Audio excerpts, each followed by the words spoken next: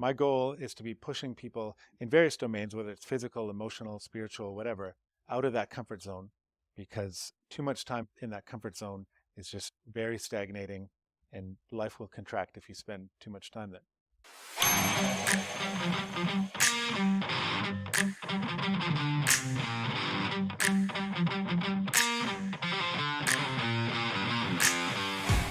The life of an entrepreneur can often be solo and lonely. How can that journey transform from a path of isolation to one of deep connection and shared discovery? Welcome to Seek, Go, Create, where today we're joined by Mike Brcic, the founder and chief explorer at Wayfinders, a community dedicated to redefining the entrepreneurial experience through connection and exploration. With a rich background spanning 27 years in entrepreneurship, from running high-end mountain bike trips around the world to his stints as a journalist and social enterprise leader, Mike's life is a testament to the power of community and authentic living. He's here to share his insights on how connecting with others, ourselves, and our natural world can lead to a more fulfilling entrepreneurial or just life journey. Mike, welcome to Seek, Go, Create. Yeah, happy to be here, Tim. I'm glad you're here too. First thing I'd like to ask, let's just pretend we meet each other, or if somebody just bumps into you, you're at something with your kids or on a plane, and they ask you what you do. What do you usually tell people? Yeah, if I wanted to talk about work, I would tell people, the way I describe it, my shorthand for it is, I take entrepreneurs to the wildest places on earth and I make them cry. So it's like, and then you stop. Is there anything else after that, or you just stop and I see what usually, I response you usually, get? I usually just leave it hanging at that point, just to pique their curiosity a little bit. So I'm going to leave it hanging right here. Yeah. So you take them to the farthest parts of the world and you make them cry. There's multiple things in there that either excite me or bother me, depending on which position I'm in. But how do people respond usually? Nothing, or they just go, huh, and move along? Well, That sounds like a question that one might respond to when you might be trying to get rid of somebody. Am I correct in that, or are you really trying to engage with them?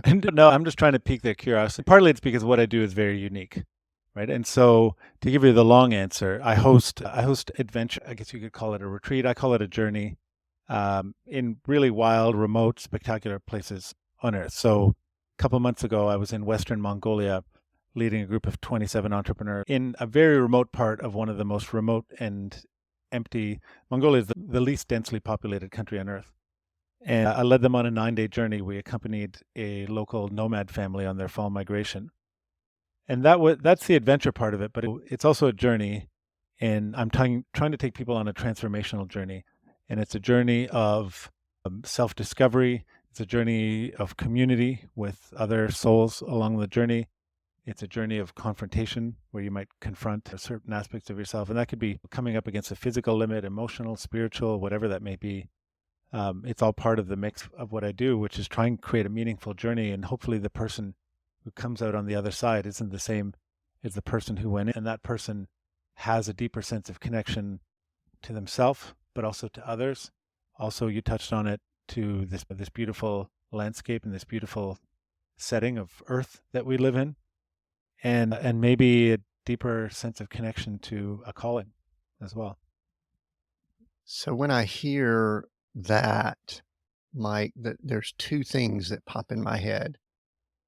One is, here's a guy that's got it figured out, or here's a guy that's really trying to figure it out. Is it one or the other for you? It's definitely the latter. I think, I've been on a journey of self-discovery as long as I can remember. I like to think I have a pretty high degree of self-awareness at this point in my life. I'm 52.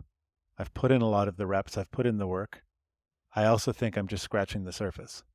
It's a big onion with many layers to it.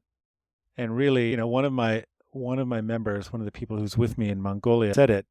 She said, you are going on a beautiful journey and you're just bringing all of us along for the ride. And that's really what it is. I never pretend that I've got anything figured out or I'm some sort of guru.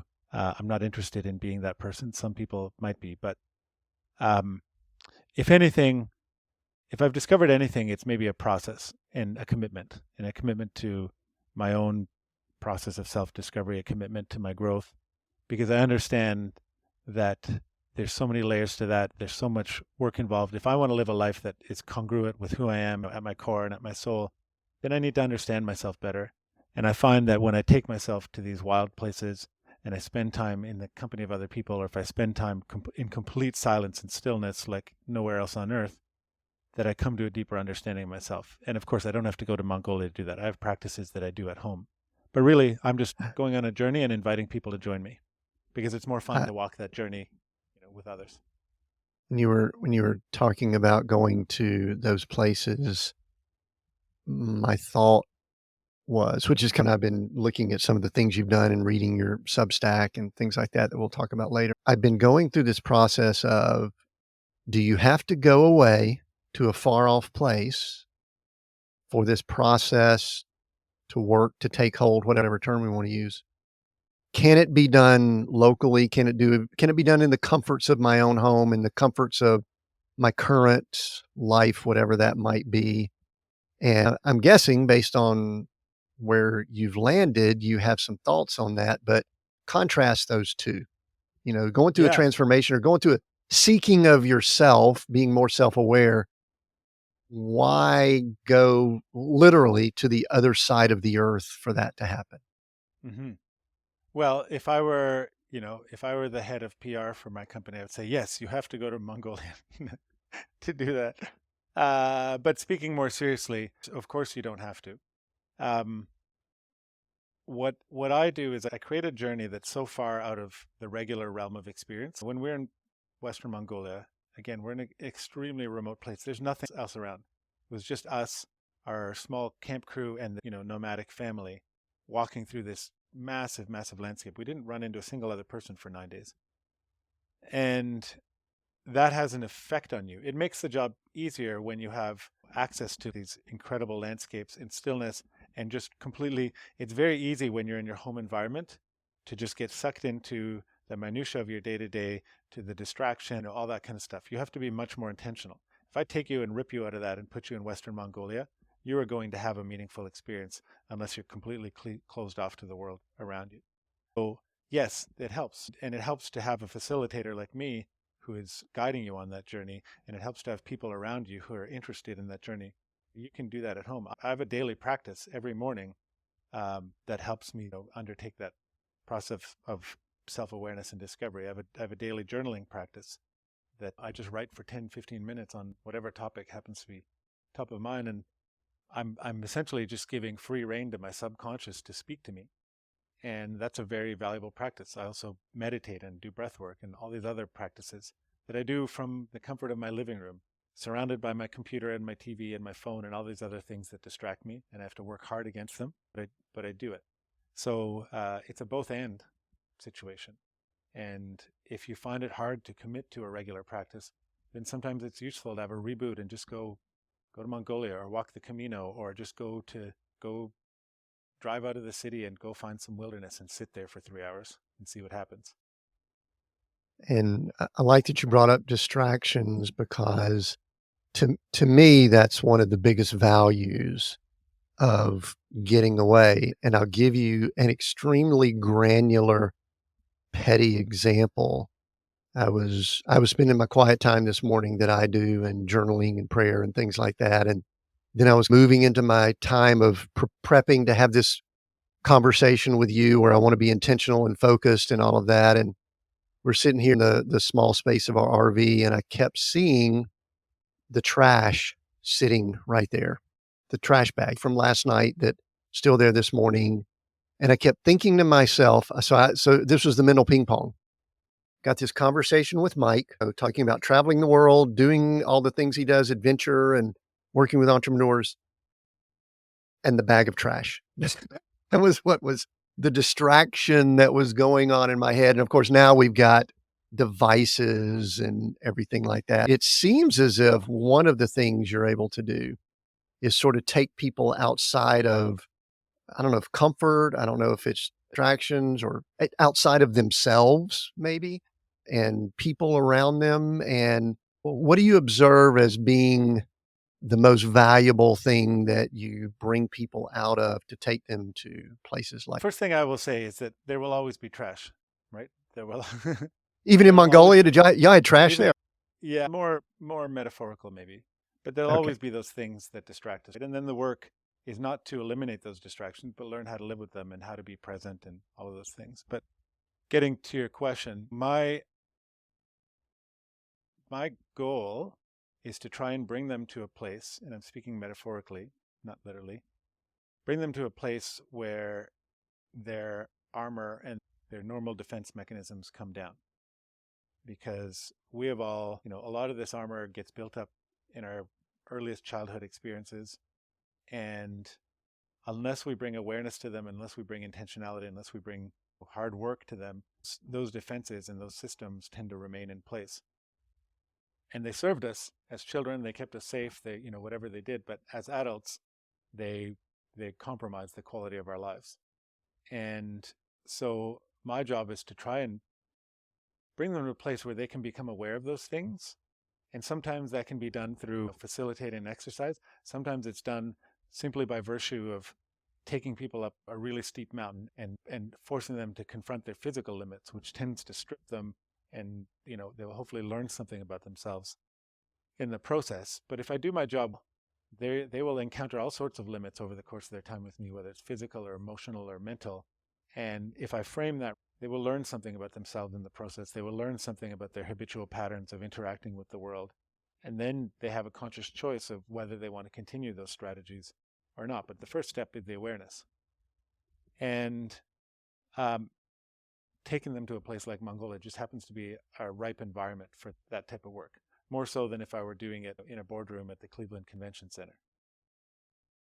Right. I like that you brought up the physical because I've observed with myself. I look at myself as spirit, soul, mind, will, and emotions, and then body and physical. And there was a time back in, it's been years ago, I was working with the Leadership Institute of a large corporation, and we would do these, what I call a bit dated now, team building exercises. We'd take people up to the North Georgia mountains, put them in pseudo situations like you're talking about. These were corporate teams, though, a little bit different than leaders. I'll ask you in a little bit about the difference between, what you see with fixed teams and then also with leaders and entrepreneurs. But I did notice a few dynamics that occurred when we would bring in physical challenge.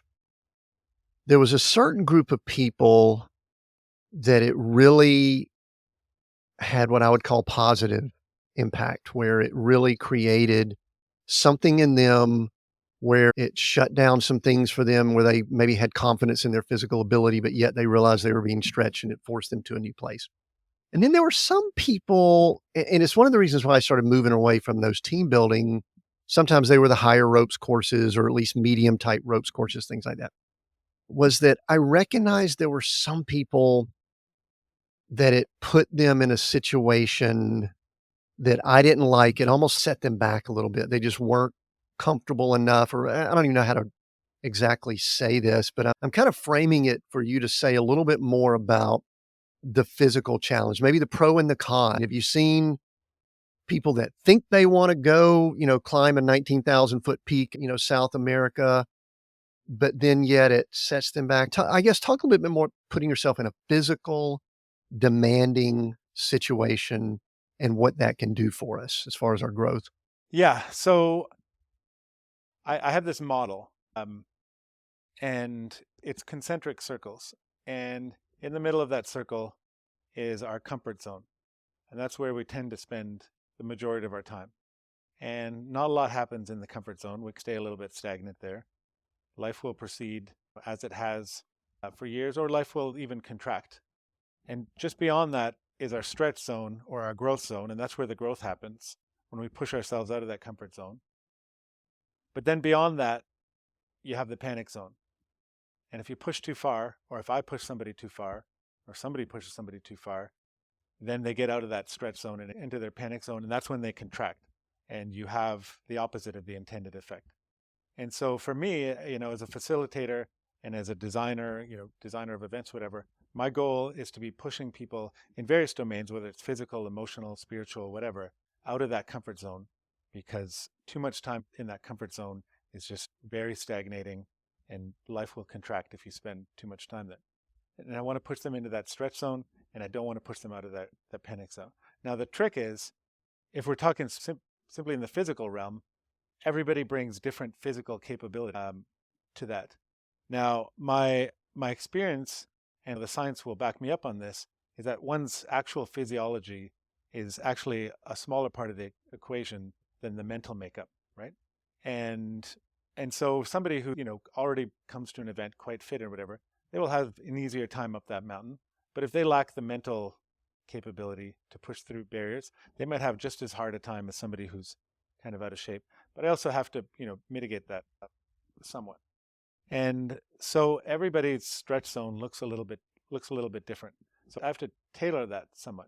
Mind you, in the case of, you mentioned 19,000-foot mountain in South America. So we're heading to Ecuador at the end of February. We're going to attempt to summit, I think it's like 19,400 feet or something like that, Mount Cotopaxi. And it's a big undertaking. It's a mountaineering undertaking. We'll have tools, and we'll have crampons and all that kind of stuff.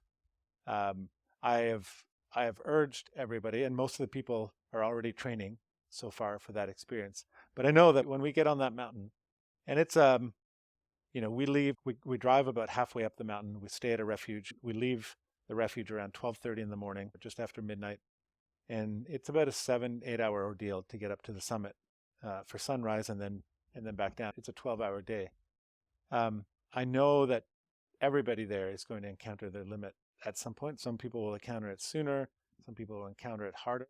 And so a lot of it is that mental training. We have to do the physical training beforehand, and we're doing breath work and all these different things to deal with the altitude and physics.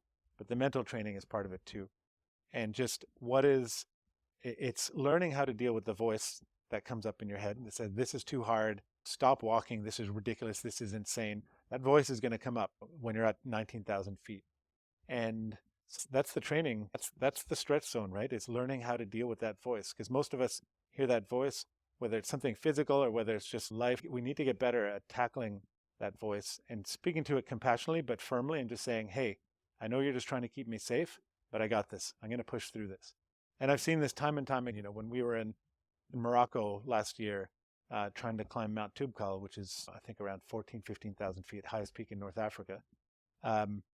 There were a number of people there that were ready to pull the plug, but they dealt with that voice and they pushed through it. And one guy in particular, we're now a year past that event, and he's told me just that one experience of pushing up that mountain and pushing through that voice, he recognized how much that voice dictated his life, and how that voice would come and say, you're a failure, you're worthless, you can't do this, whatever. And just that act of pushing through and making it up to that summit has been so powerful for him, because he knows that he now has the tools and the wherewithal to speak back to that, push through it. Yeah, I think there's power in that voice and knowing limitations, knowing when to stretch. And I think I'm becoming even more aware of that as I won't say get older, as I mature, of what I can do physically and recovery time and things like that. It seems as if going back with, I know you had a company that did adventure trips with mountain bikes and all that, but it seems as if I think a lot of us in life, we've been prepared all our lives for what we're doing right now. And as I've just kind of looked at some of the things you're doing and read some things you've done and things like that, it seems as if that Mike has been prepared for this almost all your life. I want to circle back to your process and see what some of our leaders that are listening in can gain from what you've learned. But let's back up a little bit, and whatever you want to share, what has prepared you, either positive or negative, by the way, too. We redefine success here. We don't back away from what some might call failure, because I actually think there's more power in things that don't look successful in the world's structure. But what's prepared you for what you're doing now? Just a couple of high points, maybe a low point or two. I mean, I think being an entrepreneur for as many years as I've been an entrepreneur, 26, 27, I don't know what it is, 27 now. There's no job security that comes with being an entrepreneur, right? You create your own job security. And I learned I don't want to speak for everyone, I learned very on that in order for me to have successes, I need to have failures. I need to take risks. And that was in fact one of our core guiding principles at my previous company was take risks. And I knew that if operating in a very competitive industry, we needed to take risks. We needed to do things differently. Otherwise, we would just be bland and we'd just be like the competition, and eventually we'd go out of business. And so, I've over the course of that entrepreneurial career, I've come within a hair's breadth of going bankrupt three separate times, and and I've now gotten better at understanding the mechanics of how that happens and the financial mechanics. And my current company is far better poised to withstand something like that, or just not have that happen in the first place because I just manage it better. But the same principle of taking risks and doing things differently applies. And I know that's going to lead to a lot of failures, but it's also going to lead to a lot of success along the way. So I guess, in some ways I've become a little bit inured to failure, and that I just understand that as a learning opportunity, right? It's just, if you want to do great things, you have to be prepared. They're just not all going to work out, right? If I take 100 swings, they're, they're not going to work. If you look at Aaron Judge, best home run hitter in baseball over the last few years, that guy strikes out an incredible amount because that's what he's got to do. He's got to swing big. And so, yeah, I think that's really prepared me for understanding the value of risk. And that, as you said, it's kind of a lifetime thing. And if I look back at maybe the 24-year-old me, he took a lot of stupid risks without really putting a lot of planning or thought or risk mitigation into place. And now I still take, probably just as many risks, if not more, but I'm far more planned about it. I mitigate it. A lot of it is mitigating catastrophic risk. I would do things in my 20s where the risk that I'm taking actually could be my life. Whereas now I'm not going to put myself in a situation, especially with three children, where I'm risking my life. I might risk a broken bone, something like that, or maybe maybe end up in a wheelchair. I don't really tend to push it that hard anymore, but I'm mitigating against worst case scenarios. And that the same applies to my business. I might take a big risk and a new product, a new service or whatever, but I'm not going to do it to the extent where it's going to risk taking down the entire company with it. So it's being just more measured with my risk and wiser about it, but still maintaining that ethos of just continually pushing and taking risks. Hopefully to be spending as much time as possible in that stretch zone and not getting into that panic zone where everything gets overwhelming and shuts down. One of the reasons, really, for what we're even doing here is that for many years I was really bothered by how culture defines that word success. And in fact, it still bothers me. It bothers me Me too. what I see out there that we call success and failure, in fact, by the way. And I've tried to come up with different words or ways to describe it, and I don't think I've done a great job of it, but it seems as if that's a little bit of the business that you're in. Would that be accurate? Well, so for me personally, I define success as living a life that is true to my nature, my soul, my deepest authenticity. If I'm living a life that's authentic to who I am, then that to me is a successful life. And there's two ingredients to that. One is understanding who the heck you are and going through a process of self-inquiry and self-awareness. Because it's very easy to bullshit ourselves. And the second part of it, after you've gotten clear on that, or not after, it's a concurrent process and it's an ongoing process, is the actions and the decisions that move you into greater authenticity and away from more bullshitting. And so, yeah, most of what we define as conventional success doesn't actually align with that, right?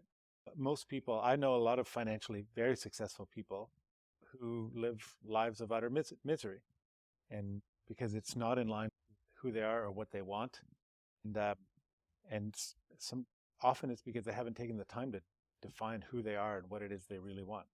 It's like that saying. It's like if you're going to climb the ladder of success, make sure it's leaning on the right building. You got to understand which is your building. Have you, this is a little bit of a trick question. Have you always been in that mode? I'm sure it's been a process. I guess go backwards. I did a search this morning because I was trying to remember how we were connected. And so I went to my Gmail and put your name in, which is a nice, unique name. So it pulls up. And I realized that I subscribed to some email list you had back in 2016. And I got the 7 steps to do this or that or whatever. Oh, I've wow. got it if you wanted to be. Would you Yeah. be excited if I brought that up and we discussed it? Or would you go, ooh, let's not, let's move along? What would, I'm just curious. Sure. It's all part of the evolution. It's Right. probably I'd wince a little bit at it, but to answer your question, was I always this way? Certainly not. I would say I went through life rather blindly until I was 34.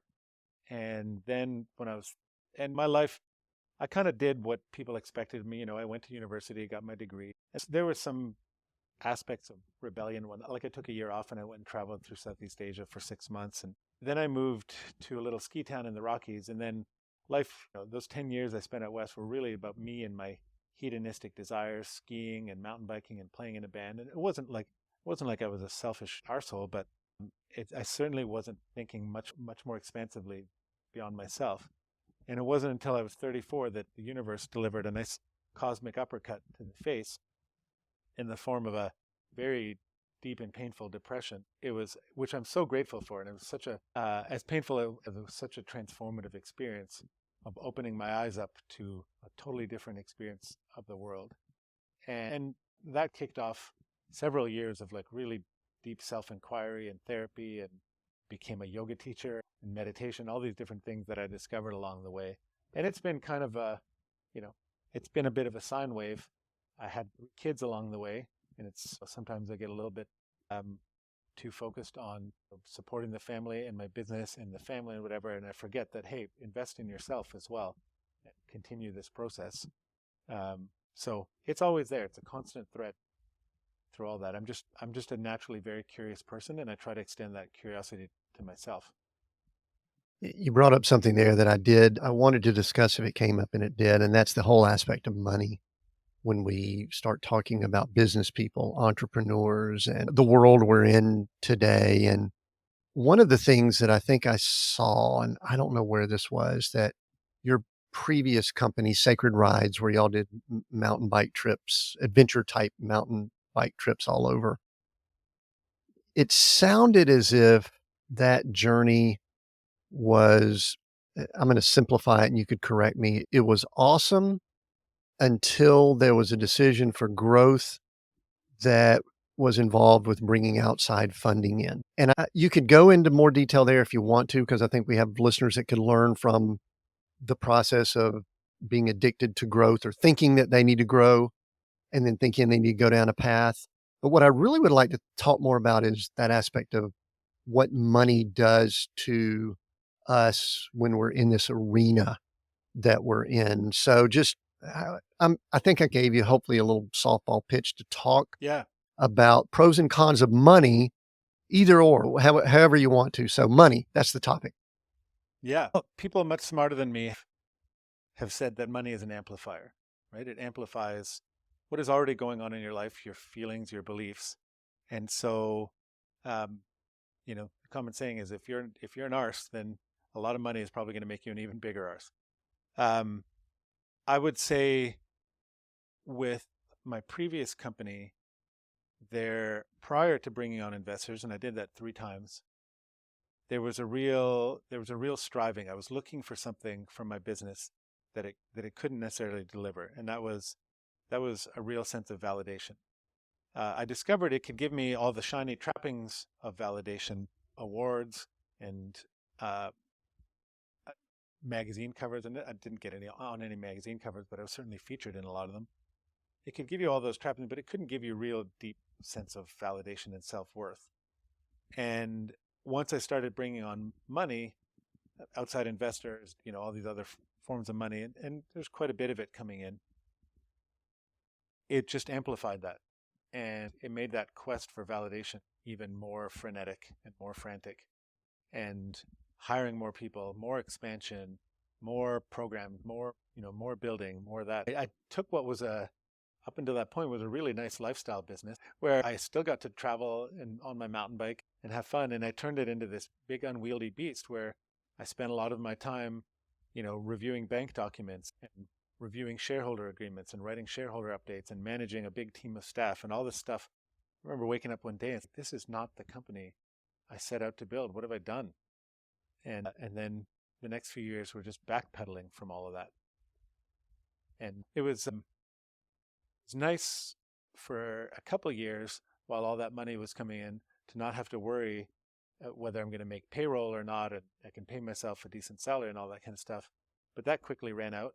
And had I instead spent the time like really, really understanding, really taking the time to discover what it was that I wanted from this business, I could have spent that time engineering and developing and creating that company instead of the company that it became, which ended up just stressing out a lot of people. Myself. Yeah, I've been in the coaching arena, I guess is one thing I would call it, and facilitation and things, which you've got similar things on your resume. And I've observed that many people in this arena have an addiction. And I'm going to use that word because I think it's appropriate. And it's an addiction to growth or an addiction to more. I interviewed someone recently. They said they had an addiction to tomorrow. And you had that company, and it sounds like that growth, and you thought you needed to grow it and things like that. And then all of a sudden you kind of like had a reset and almost started chunking down to some base level things. If you can, I want to move into some things you've learned in the current iteration of Mike. Mike, I don't know if it's 2.0, 3.0. I don't know where you are in your iterations, but wherever you are now, I want to get some lessons learned there. But that transition from where you were 15, 16, 17, 2015, 16, 17 to where you are now, talk briefly about the transition and what occurred and how you moved from where you were to heading in the direction that you are now. Yeah, if there's one thing I've discovered is that transitions are generally difficult, both for myself in my life and the people that, in my community, I help them navigate transition. Transition's usually painful because it forces us to let go of something. And as humans, we don't like to let go of things. We don't like change. Our brains are not wired for change. And that transition for me, I was letting go of a company that I'd been running for over 20 years. I started this company very quickly out of university, and it become an inextricable part of my identity. And this is so common in the entrepreneurial world where the founder and his or her company become inseparable. And that's kind of a dangerous thing because the company can come and go in an instant, right? And so our job is to not let our companies define us. And we can be passionate about our work, but when it becomes enmeshed in our identity, that's a dangerous thing. And I was blessed and I was fortunate that as I was winding my way out of that company, I was starting this company. So there was about a 2-year overlap there. And so when I sold the company and I had made it very turnkey. And so I was out of the company within 5-6 weeks, which is extremely rapid. And I know a lot of people. I have a lot of friends who've sold companies, and some people who've had extremely large exits. And you think, somebody sells their company for $25 million, you think, oh, they've got it made. I would say more often than not, far more often than not, I would even venture to say, those people end up really miserable after, for the first year or two after the sale. Because this thing that they've tied their identity in, and all these people that work for them, and all these things that gave them validation and gave them a sense of purpose and whatever, is suddenly gone overnight. And they have all this money, this thing is missing. And so I was fortunate that I had this other thing I could focus on that I was quite passionate about. But I remember I was early on in that process. I think I had just sold a company a few weeks before, and I had my monthly meeting with my forum. This is a group of five guys, fellow entrepreneurs. We met monthly. And it was my turn to present to the group. And I said, I've just sold my company. Um, I've got this, new thing that I'm kind of starting, but it won't take up all of my time. I'll still have lots of time left over. And here, and then I think I outlined 5 or 6 different projects that were on the side burner. And I said, and I walked them through it. And I said, which of these do you think I should, I want to turn one of these into a company, or I want to do something with them. Thank God for that group, because every one of them said to me, why on earth do you need to rush into the next thing? You've got another company that you can put your time to that, but you've got this amazing opportunity to just like slow down, spend time with your family. It was spring, we were heading into summer, and just enjoy that time. And so I'm so grateful they said that. I ended up spending a lot of time with my family. I ended up spending a lot of time just being quiet and being still and getting to know myself. And so that transition was actually relatively smooth. There were aspects of it that were painful, um, but part of it too is I had been running that previous company for so long. I was a little bit burnt out on it, even though my identity was so wrapped up in it. Kind of burnt out on it, and I was happy. It felt like it belonged to another chapter of my life, and that I'd hung on to it for too long. And so I'm super proud of what I built with that company, and I'm glad the new owner is doing great things with it. But I was also happy to let it go. A lot of what I think about these days is how can we more elegantly navigate transition, and how can we more elegantly navigate that letting go process? Because often what makes the transition so difficult and so hard to move on, because we won't let go of the thing we're supposed to let go of. And so it's hard to move on when you're still holding on for dear life to something that just needs to be let go of. And that's a question I ruminate on often. What needs to be let go of? And I guess somewhere along the way, I think one of the initial names that you had for your current company, Wayfinders, was Mastermind Adventures or something, which I've going way back years. Mastermind's a word that's thrown around. I'm not even sure if a lot of people even know what it means now at its root, but I've always enjoyed most of those type environments. I've enjoyed running them and things like that. But and then I heard somewhere or saw somewhere that you really decided during COVID to up your what we'll call facilitation game. And I remember the first facilitation training I went through in the late '80s, shortly after I came out of university at Georgia Tech. And I remember I thought to myself, the philosophy of facilitation is probably as important as the technique. I'd love for you just maybe briefly contrast the differences between maybe coaching, mastermind, and that word that I think is more powerful than just a technique of holding a marker and standing in front of a group, which is facilitation, that it seems as if is a craft that you're really immersing yourself in, is the ability to facilitate. Hmm. Well, coaching, a lot of coaches approach that technique from a standpoint of giving people advice and telling them what they should do, which doesn't really resonate with me, because unless I'm spending 10 hours a day with you for 6 months, I never really get the full sum total of who you are as a person. And my experience may not be relevant to yours. Now, more evolved coaches might take a different approach where it's more about questioning. And that's where it ventures into facilitation. And then just briefly, mastermind is this term that came up to denote, like, people getting together for a shared purpose and, a shared brain and thinking, stuff like that. The reason I changed the company name, I got so sick of the term, because it was popping up everywhere, as you said. Facilitation for me, and I've taken a number of different trainings, is really about a process of helping. For me, it's about helping people unlock their own wisdom and my job is simply to create the context and create the stage for that to happen.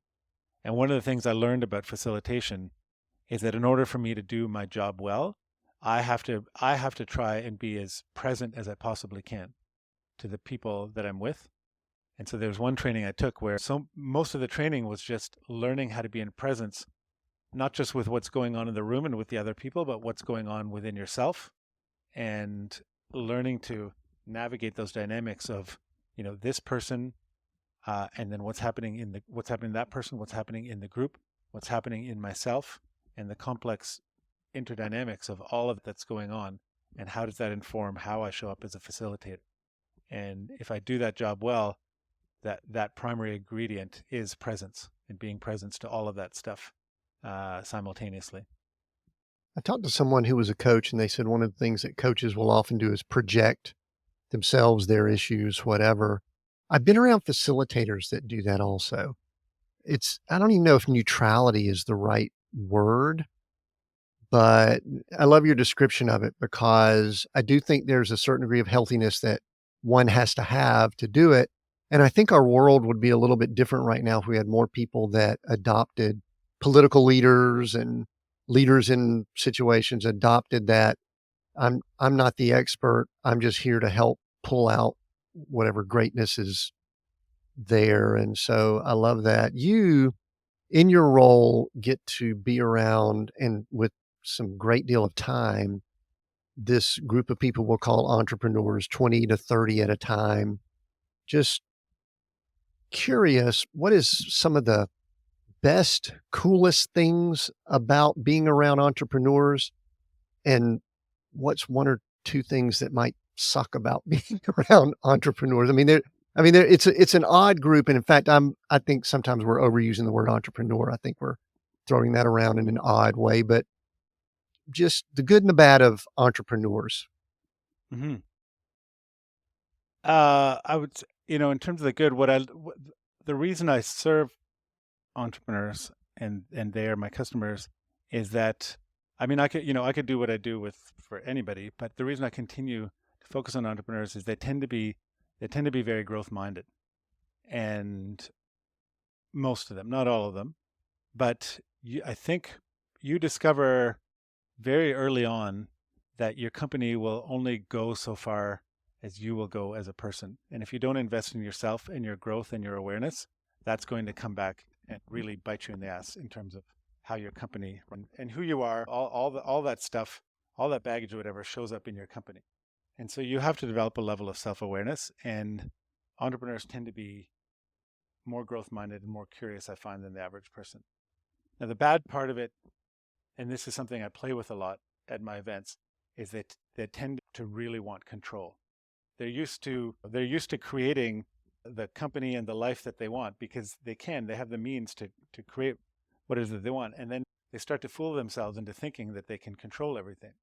One of the ways I play with that is I reveal very little about my events. You'll get a packing list when you go to Ecuador or Papua New Guinea or whatever, some of these places I'm heading to in the future. You'll get a packing list and a few things to prepare, but beyond that, you have no idea what you're in for, nor will you know on any given day other than you should wear this and you should put this in your backpack. And one of the reasons I do it for two reasons. One, because surprises are cool. Secondly, because it plays around with their sense of control, my customers, and they learn to surrender and just trust. And if they can do that in the rest of their lives, just surrender a little bit more and trust a little bit more, it tends to have good results. Yeah, that trust is powerful. Another thing that I see you talk about, and just maybe a brief statement on this, is the importance of being still and quiet. We've talked about that a good bit here. It comes up often, but in the world we're in today with so much coming at us, so many distractions, so much going on, what is a tip or two you have about and maybe the importance of just being still? It sounded like that helped you through your transition that you went through. For sure, as I'm fond of saying, if you don't become still, you can't listen to your heart and you can't speak to your soul. And these are nebulous, ethereal terms, but that term soul for me really is just who are we at our core? And we can't find that out when we're drowning in a world of distractions and noise. And so we need to find stillness. And again, you don't have to go to Western Mongolia to do that. You can do that in your living room. Just be quiet and meditate or just sit there for 10 minutes. And if you can, go out into the woods and find a little patch of wilderness, leave everything behind and just sit there for an hour or 3 hours or overnight and just see what happens. It can be a very powerful, it's just the simplest thing in the world. Just go sit somewhere quietly, and it's amazing how transformative it is, and it's amazing how people avoid it. I think that's where people gain the clarity of what their journey is supposed to be versus me trying to copy Mike's journey, which is what a lot of Hmm. people are doing. Hey, Mike, where can people find you? I know it was powerful. You said we're booked. We don't have slots available for anybody, but Where can people go if they just want to connect or follow some of the things you're doing? Yeah, way-finders.com, way-finders.com. Yeah, my next available adventure is until October 2025, but I also we have our community membership model. I have a really cool business coaching program starting in January 2024. So there's other ways to get involved. Cool. So people can check that out. Mike, we're Seek, Go Create. Those 3 words. I'm going to allow you, as my last question, to pick one of those that means more than the other 2 and why, and then we'll be finished. I'm going to go with seek. Within the process of seeking, I have to go, and I probably have to create something along the way, so I get to cheat. But no, really, I mean, I think like I touched on curiosity is one of my biggest values, and curiosity about the world, curiosity about other people, but especially curiosity about myself is a huge value. And that's obviously a process of seeking. And I just love being a lifelong seeker, and I look forward to doing it. I don't expect to find all the answers, but I just like the questions along the way. Thank you, Mike, for joining us. We are Seek, Go Create, releasing new episodes every Monday. Your support means the world to us. We appreciate it greatly. Now we got something new. You can tip us or buy me a cup of coffee or maybe a sip of whiskey or offer financial support. All you have to do is go to seekgocreate.com/support. Contributions there. You could start at just $1 and you can leave a comment, say hello, and your comment might be featured in a future episode. Just visit seekgocreate.com/support and give us a tip or buy me a cup of coffee. Until next time, continue being all that you were created to be.